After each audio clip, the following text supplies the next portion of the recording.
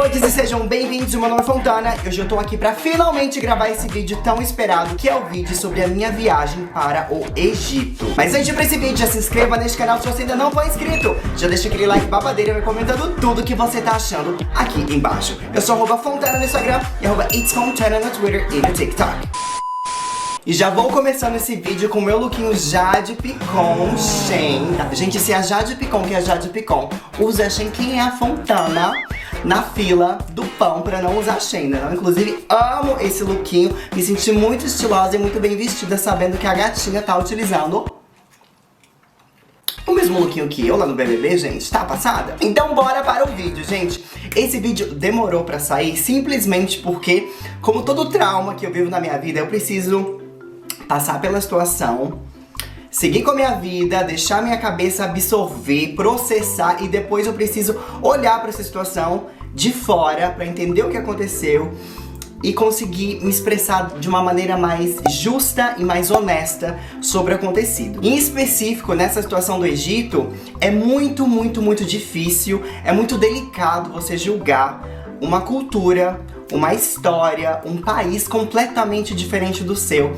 Eu acho que eu não falei do Egito antes porque eu queria processar tudo o que aconteceu, porque se eu tivesse gravado esse vídeo lá atrás, esse vídeo seria muito mais negativo do que ele vai ser hoje. Isso não significa que eu vou mentir pra vocês, mas eu acho que passando esses meses eu consegui, não entender, mas eu consegui processar melhor tudo o que aconteceu. E sim, o título desse vídeo é bastante polêmico e é bastante abrangente, digamos assim, porque essa é a minha verdade, essa é a minha opinião. Eu não recomendo e não sugiro que as pessoas viajem para o Egito. Hoje eu vou falar sobre a minha experiência. Eu sei que todas as pessoas que foram pro Egito tiveram experiências diferentes, mas quando eu tava mostrando a viagem pra vocês ao vivo lá no Instagram, muita gente tava super preocupada, que já foi para o Egito, já tinha passado por situações difíceis e ficaram preocupados comigo lá. E ao mesmo tempo, muita gente assistindo os stories. Nos stories eu não falei pra vocês o que tava acontecendo. Eu falei que eu ia guardar tudo pro vídeo porque tava osso, tava difícil.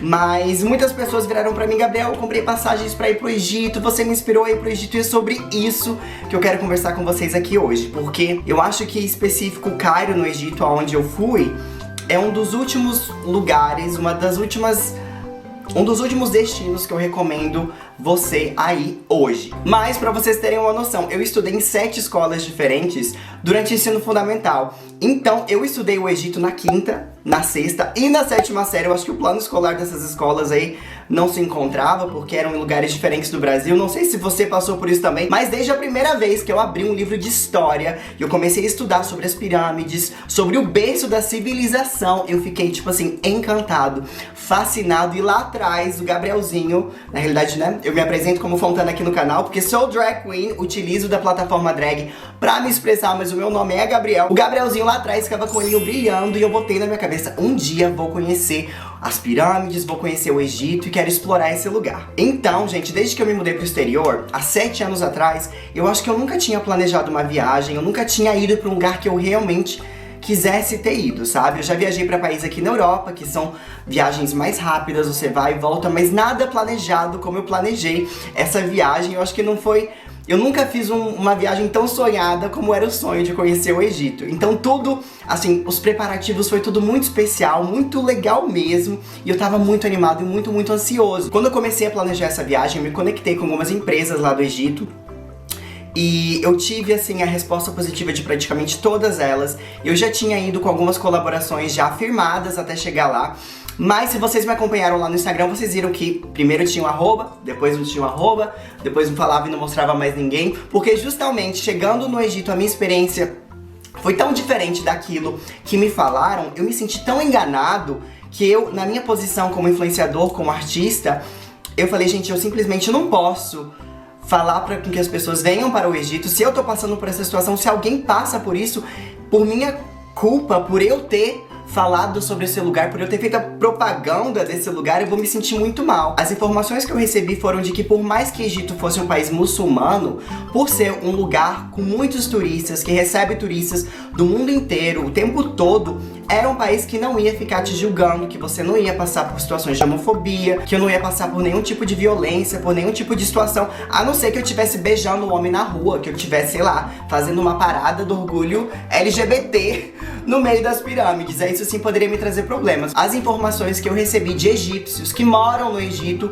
foi de que seria tudo muito tranquilo, tudo muito incrível, e eu me senti realmente enganado. Mas hoje a perspectiva que eu vejo das pessoas que eu tava conversando antes de ir pro Egito eram as pessoas que queriam que eu fosse pro Egito, porque são pessoas que trabalham com turismo, que precisam de turistas, e durante a pandemia o Egito foi um país extremamente afetado. O Egito é um país que tem uma boa parte da sua economia movimentada pelo turismo, então eles foram arduamente afetados também, né, pela pandemia. Então, na minha posição de turista, é óbvio que essas pessoas tentariam me convencer de qualquer forma para ir pro Egito, porque eles estavam precisando de turistas, eles estavam precisando de influenciadores, eles estavam precisando, né, dos seus negócios divulgados.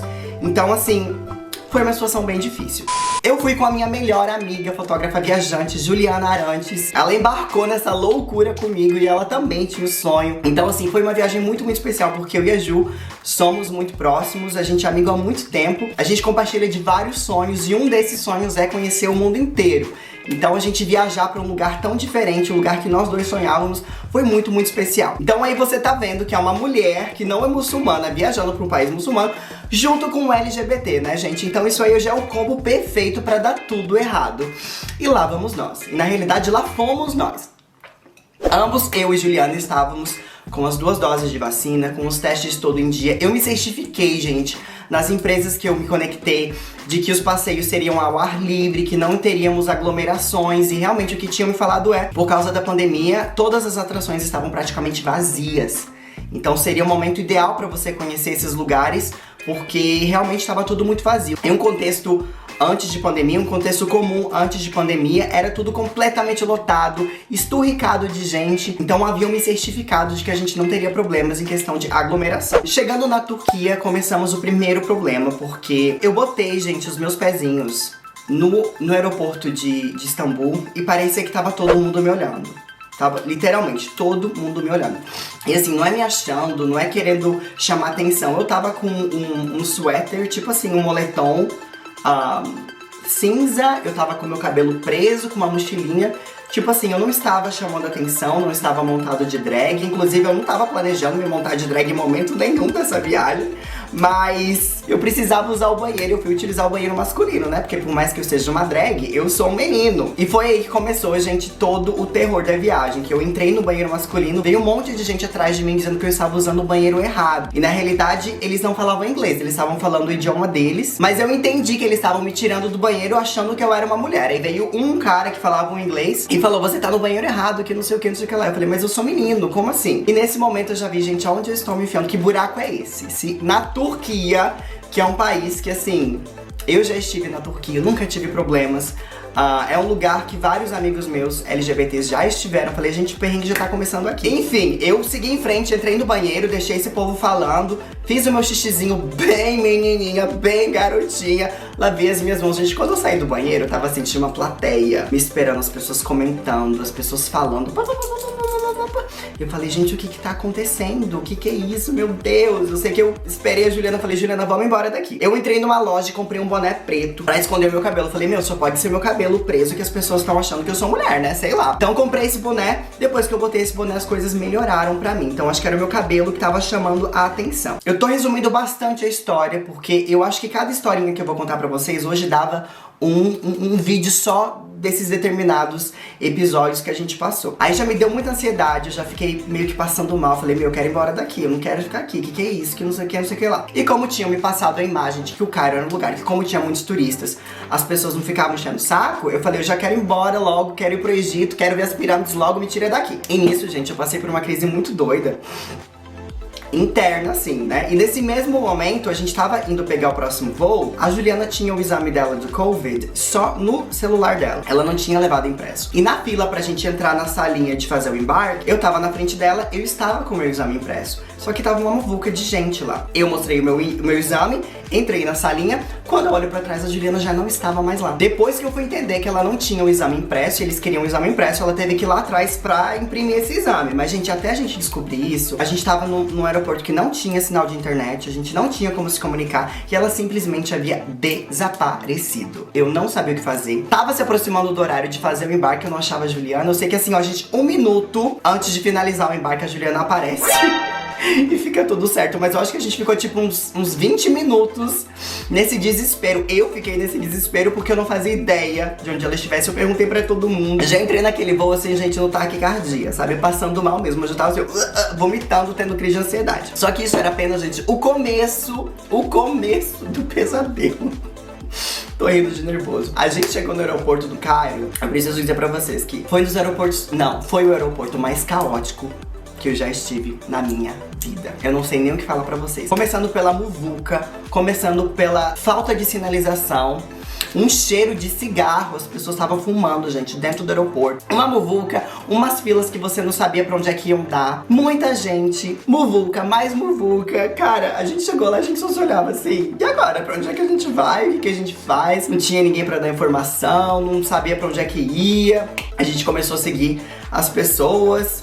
No aeroporto a gente entrou numa fila que a gente não sabia pra onde é que dava.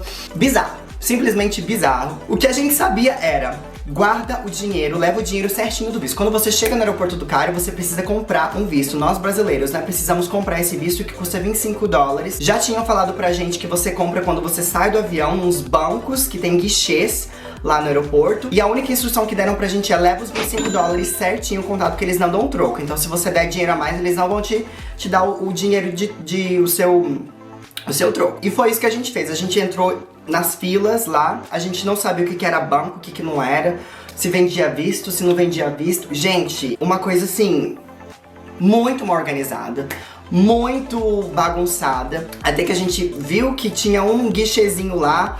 Só que assim, o guichê tava não tinha nem a luz acesa, pra vocês terem uma noção. Era um guichezinho assim, capenga, com a luz apagada, o cara tava no escuro.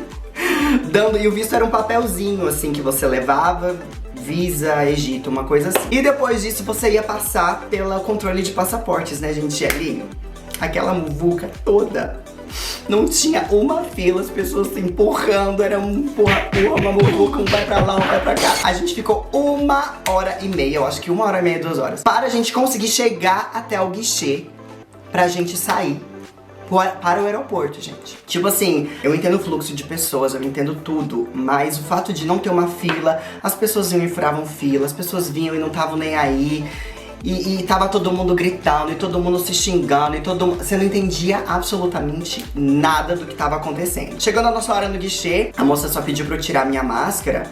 Nisso, ela pegou o nosso passaporte, meu e da Juliana, ela entregou pra um cara, que ela não falou quem era, a gente não sabia quem era, ele não tinha identificação nenhuma. Ele pegou nossos passaportes, que passou pra mão do outro, que passou pra mão do outro. Gente, nosso passaporte foi passando de mão em pessoas aleatórias, que a gente não tinha ideia de quem eram, e até que o nosso passaporte foi parar do lado de fora da área de embarque, da parte de segurança ali do aeroporto. A gente se olhou, a gente olhando, o que tá acontecendo? O que é isso? A gente já tava com aquele pânico, e simplesmente tinha um cara aleatório com os nossos passaportes do lado de fora da parte de segurança. Então a gente foi até lá, a gente, o que tá acontecendo? Ele começou a fazer perguntas pra gente: o que você vai fazer aqui? Da onde vocês são? E a gente, mas moço, por que tá acontecendo? Por que você tá perguntando isso pra gente? Aí ele mostrou uma identidadezinha e falou: eu sou da polícia, eu tô me identificando. E ele viu que a gente tava assustado, ele falou: não, só quero saber o que vocês vão fazer aqui no Egito, por quanto tempo vocês ficam.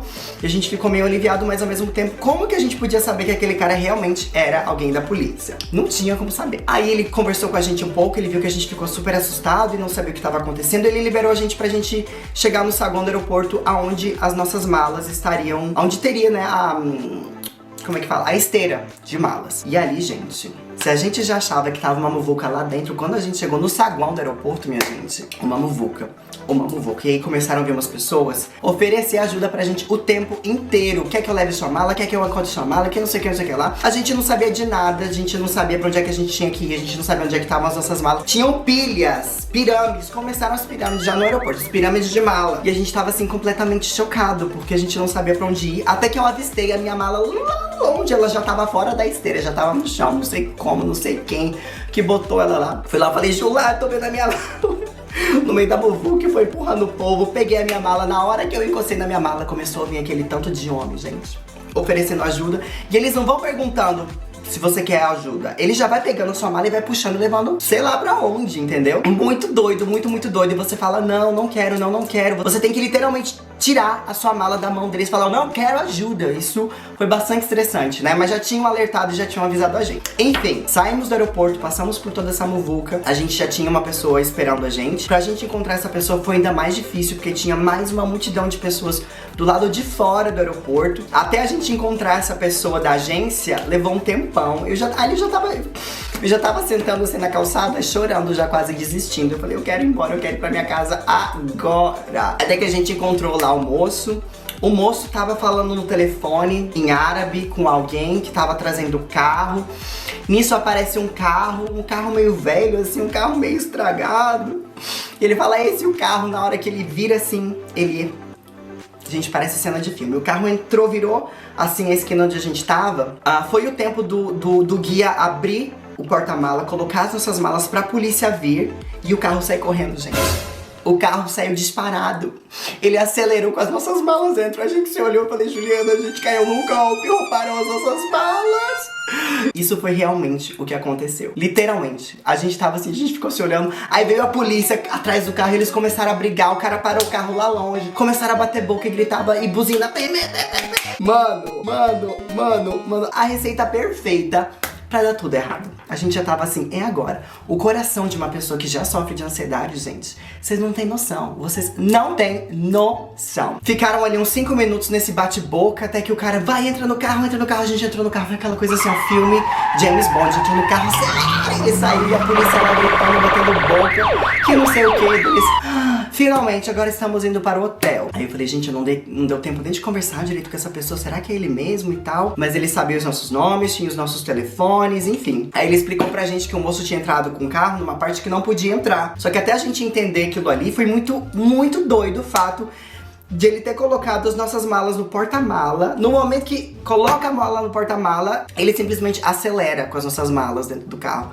A gente com certeza achou que ele ia fugir com as nossas malas. A gente já tá no meio do Egito sem absolutamente nada, nem dignidade. Isso aconteceu à noite, nosso voo chegou lá, acho que era umas 7, 8 horas da noite. E nisso a gente começou a ver, naquele horário, eu acho que era domingo à noite, umas 8 horas da noite, acho que no domingo. Gente, o trânsito caótico, a gente via assim um pouco da cidade, mas a gente já notava que era tudo muito diferente do que a gente tava acostumado aqui na Suécia ou até mesmo no Brasil. Um trânsito muito louco, barulhento. Uma dica que deram pra gente também foi de ficar em hotéis que tivessem uma bandeira internacional, porque algumas pessoas que ficaram em hotéis regionais tiveram problemas, tipo assim, golpes no sentido de você pagar, tipo, 5 vezes mais do que você pagaria na hora de você fazer o check-out. Então recomendaram a gente pra ficar em hotéis de bandeira internacional. E a gente ficou no Hotel Hilton. Pelo país estar em crise, ser uma temporada, digamos que baixa por causa da pandemia, todos os hotéis, gente, estavam com promoções e estavam com preços muito mais baratos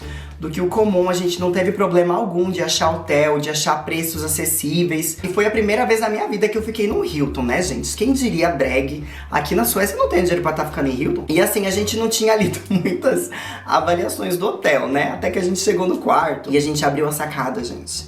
Você respirava assim um pouquinho de ar. O resto era lixo, mosca, mosquito e uma barulheira do cão! Cheiro de fumaça, um barulho. Ainda bem que, assim, o isolamento acústico do quarto tava ok. Mas, olha esse videozinho aqui que eu tava tentando ficar lá na piscina pra dar uma curtida. Gente, essa camada de poluição que tem no Cairo é tipo um filtro de poluição na sua frente. E é esse barulho intenso na cidade do Cairo o tempo inteiro.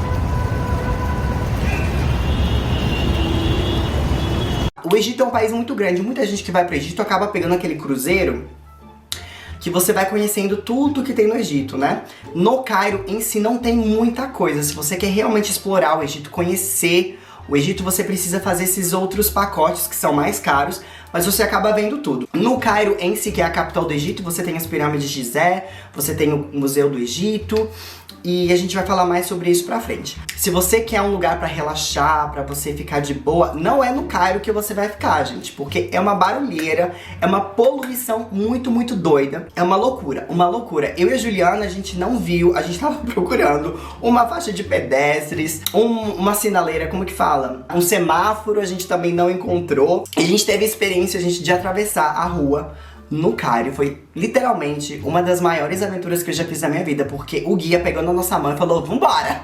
E você vai correndo no meio dos carros. Tipo, você vai atravessar uma BR, gente, sem faixa de pedestres, sem ter onde atravessar, você vai, segura na mão do guia e vai. Literalmente é isso. Foi uma experiência muito, muito doida.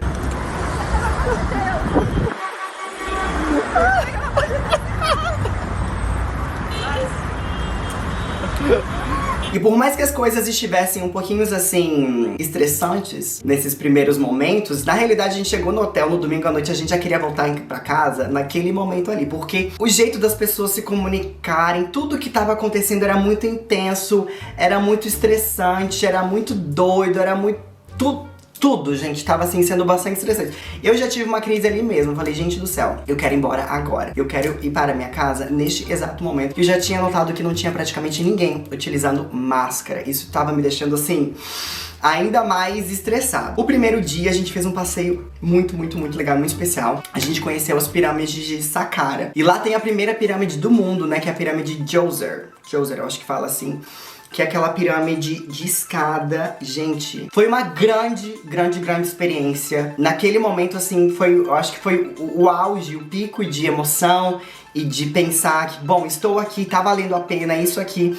Eu acho que esse foi um dos poucos momentos que eu me senti, cara, eu estou aqui, eu estou confortável, eu tô feliz de estar aqui. Na maioria do tempo da viagem, a gente tava muito estressado, a gente tava sempre procurando estar seguro. Tem um assédio muito grande quando você vai pra esses lugares, as pessoas querendo vender coisa, querendo dar camelo pra você, querendo dar cavalo, falar coisas, às vezes você nem entende o que a pessoa tá falando, né, porque não se comunica em árabe. Então assim, tem muito assédio, você fica naquela angústia o tempo inteiro. Mas como a gente chegou muito cedinho lá nas pirâmides de Saqqara, foi muito legal, porque tinha praticamente só a gente lá e a gente conseguiu ver a grandiosidade daquela pirâmide. A gente entrou numa tumba, a gente viu os hieróglifos esculpidos na... Gente, aquela sensação foi indescritível, foi muito, muito especial mesmo.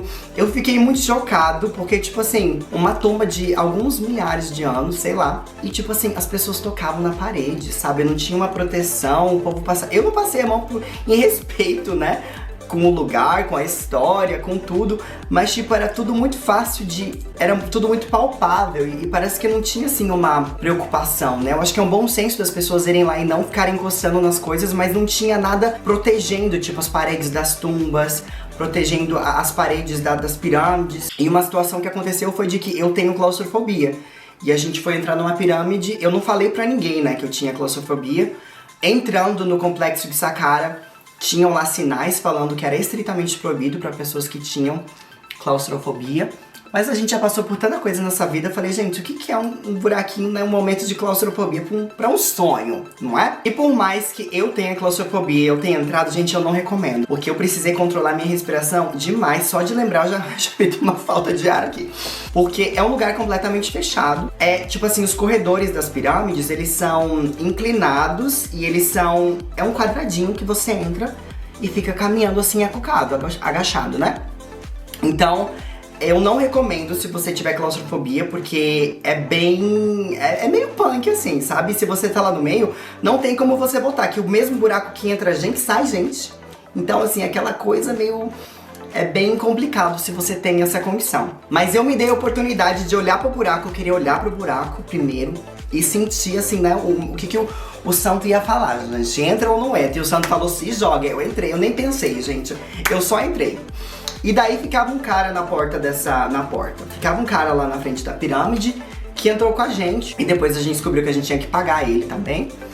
Então são situações assim, ó, se você vai pro Egito, você tem que estar sempre com dinheiro extra pra dar de gorjeta pra essas pessoas que estão lá. Por questão da pandemia, essas pessoas perderam tudo, não tinham trabalho, não tinham nada. Então, por respeito, a gente dava as gorjetas, pagava essas pessoas, porque a gente não sabia e a gente já tinha contratado o serviço de uma agência que ia fazer tudo com os guias, mas então é importante que você leve um dinheiro ainda extra pra dar pra essas pessoas que ficam por ali, tá? Então esse cara levou a gente pra dentro da pirâmide, entramos na pirâmide, uma sensação indescritível, era gelado lá embaixo, tipo assim, eu pensei que ia estar abafado, sem ar, sem nada, mas não, era bem gelado. Eu não tive dificuldade de respirar lá dentro mesmo da pirâmide. As paredes, gente, todas esculpidas com hieróglifos. O teto da pirâmide, não o teto da pirâmide, né, mas o teto da tumba da pirâmide, ele tinha estrelas assim desenhadas. E é muito doido, porque tá tudo muito próximo de você, tá tudo muito vivo ali dentro. Tinha um sarcófago lá e nesse momento muito engraçado porque o cara que entrou com a gente, ele virou assim e falou: olha, se você quiser entrar no sarcófago, você paga um pouquinho a mais, só não posta no Facebook. Falei, gente, o cara tá oferecendo pra eu entrar dentro do sarcófago, tipo assim, de milhares de anos atrás. Imagina o tanto de encosto, tanto de coisa ruim que não deve ter nesse negócio. Eu ainda peguei uma maldição egípcia pro resto da minha vida, porque eu entrei no sarcófago de algum rei egípcio aí milenar. Não, muito obrigado. Eu educadamente agradeci e não entrei. Saindo de dentro da pirâmide, aí a gente encontrou já o primeiro problema no primeiro dia, que foi o momento que eu precisava ir ao banheiro. E mais uma vez, gente, eu fui utilizar o banheiro masculino e eu fui parado das pessoas que eles não estavam falando inglês, mas eu tava entendendo que ele não tava deixando eu entrar naquele banheiro. Isso era um banheiro pago, nas pirâmides. Eu tive que chamar o guia, pro guia explicar e conversar com eles, aí me deixaram entrar, mas pra vocês terem uma noção, não queriam nem me deixar usar o banheiro pago nas pirâmides, porque eles estavam achando que eu era mulher. Eu até poderia ter arriscado tentar entrar no banheiro feminino, mas imagina você num país muçulmano, sendo um menino, tendo né, no meio das pernas, imagina você ser pego num banheiro feminino, você sendo um menino. Eu teria sido, sei lá, eu teria sido executado, deve ser um dos maiores crimes que se tem no país.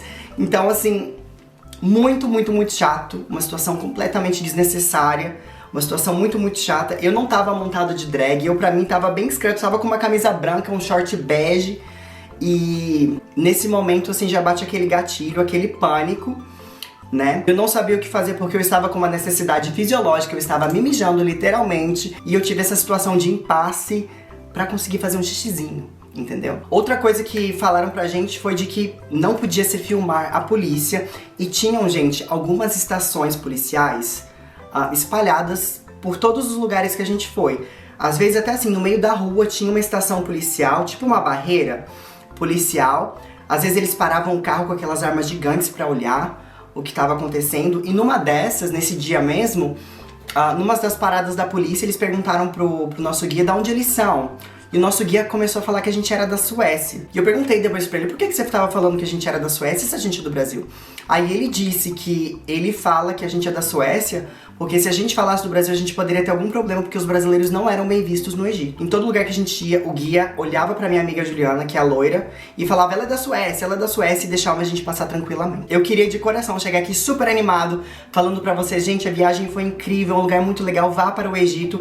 Mas, tipo, no primeiro dia, gente, todas as pessoas ficavam olhando, ficavam, tipo assim, apontando pra mim, falando. Eu não podia nem usar o banheiro, eu não podia nem fazer xixi sem com que eu fosse barrado, sem com que eu fosse questionado. Eu não entendia nada do que estava acontecendo. Eu estava num país muçulmano, onde ser quem eu sou é um crime, sabe? Eu não tava querendo namorar ninguém, eu não tava querendo pegar ninguém, eu não tava expressando a minha sexualidade em momento algum. Então esse filtro do preconceito era tão pesado que me fez muito, muito triste, me fez muito, muito mal. Porque todos os lugares, eu estava sendo perseguido. A perseguição era tão intensa que o guia tinha que estar explicando para as pessoas o tempo inteiro se era homem, se era mulher, o que era, o que não era. Isso era muito, muito chato. Muito, muito chato mesmo. Porque o tratamento que a minha amiga loira estava recebendo era completamente diferente do tratamento que eu estava recebendo. A homofobia tange dimensões bem específicas e bem complexas de se entender, porque como que você define visualmente uma pessoa LGBT? Se não for pela forma de afeto entre pessoas do mesmo gênero, por exemplo. Porque aí a gente cai nos estereótipos do que é ser gay, do que é ser isso, do que é ser aquilo. Como você identifica uma pessoa LGBT na rua? Como que você identifica que um cara gosta de outro homem? E como que você prova que você é LGBT? Esse filtro do preconceito existe de uma maneira tão cruel que não permite você ser quem você é, e mesmo você tentando ser algo que você não é, você tentando se adaptar e se padronizar a algo que está ao seu redor para você desaparecer na multidão, isso é muito, muito difícil, porque você carrega sempre esse estereótipo com você, não importa onde você esteja. Eu vivendo num país que me respeita há 7 anos, esse filtro do estereótipo social não existe mais pra mim. Eu acabo nem pensando nesse tipo de coisa. Até porque pra mim, isso é completamente irrelevante no convívio social. E esse filtro, além de cruel, ele é muito arriscado, porque se tratando de um país muçulmano, onde ser LGBT é crime, o que você vai fazer? É aí onde entra o pânico, a agonia, o fato de eu não poder recomendar o Egito pra ninguém, porque eu sendo uma pessoa LGBT tentando me padronizar pra assumir, porque a única coisa que eu queria era ter a capa de invisibilidade do Harry Potter e desaparecer na multidão. Eu acabei chamando tanta atenção, mesmo tentando não chamar atenção, entendeu? E aquela situação ali de estar tentando utilizar o banheiro se tornou um pesadelo na minha cabeça, porque eu falei, gente, se eu tô sendo alvo aqui, tentando fazer um xixizinho, eu com uma camisa branca e um short, imagina o que não pode me acontecer. Eu tenho mais 7 dias nesse país. Como que eu vou ficar aqui por 7 dias, sendo que eu não consigo nem utilizar um banheiro? E eu estou num país que criminaliza LGBTs. Eu posso ser morto, eu posso ser... Tudo pode acontecer aqui comigo, ninguém vai saber, porque eu não conheço ninguém nesse país. Eu tô aqui com a minha melhor amiga, que por ser uma mulher, os caras nem falavam com ela. Tipo assim, eles nem se dirigiam a ela. Todo mundo se dirigia sempre ao nosso guia, que era o homem, né? O elemento homem que tava com a gente no grupo. E estando no Cairo por algumas horas, eu entendi que eu seria alvo o tempo inteiro. E isso foi um gatilho tremendo na minha cabeça, porque eu fiquei com medo, eu fiquei com pânico, eu não me senti seguro. Eu sei que o Egito é um país grande, mas a minha experiência no Cairo foi bem negativa. E eu também me senti extremamente enganado. Tinham me vendido a ideia de que por eu ser turista, eu não passaria por nenhum tipo de problema no Cairo. Me falaram inclusive que turistas LGBT são super bem-vindos no Egito, até porque se eu não fosse guiado por egípcios na viagem, eu nem teria colocado os meus pés lá. E, gente, eu não demonstrei em momento algum que eu era LGBT. Eu não fiz uma parada LGBT na rua, não me montei de Fontana. Até eu acho que se eu tivesse montado de uma peruca loira lá, eu não teria passado por tanto problema. E nesse contexto de gatilho, esse contexto de medo, esse contexto de ser alvo, eu simplesmente falei, gente, eu simplesmente não posso recomendar com que as pessoas venham aqui pro Egito. Depois da viagem, eu comecei a fazer uma pesquisa maior, vi alguns vídeos de youtubers, de pessoas que foram pra lá e tinha, tipo, homem branco hétero passando por problema no Egito porque achavam que ele era viado. E esse cara até falava no final do vídeo dele, tipo, o Egito não é pra todo mundo. E realmente, o Cairo, na minha experiência, não é pra todo mundo. E eu passei tanto medo e tanta aflição que eu não recomendo pra absolutamente ninguém. Esse foi o primeiro vídeo da minha viagem pro Egito. Espero que vocês tenham gostado. Se inscreva no canal se você ainda não é inscrito. Já deixa aquele like babadeiro, vai comentando tudo que você tá achando aqui embaixo. Eu sou @Fontana no Instagram e @It'sFontana no Twitter e no TikTok. Vai ter um vídeo 2 contando o resto da viagem pra vocês, então fica de olho aqui no canal, ativa o sininho pra você não perder quando eles saírem, hein? E eu juro pra vocês que esse foi apenas o comecinho dos perrengues, porque o que vem por aí é ainda pior, ainda mais pesado. E a gente ficou ainda mais com muito mais medo. Obrigada por terem assistido esse vídeo até aqui. Um beijo gigantesco e até a próxima. Bye!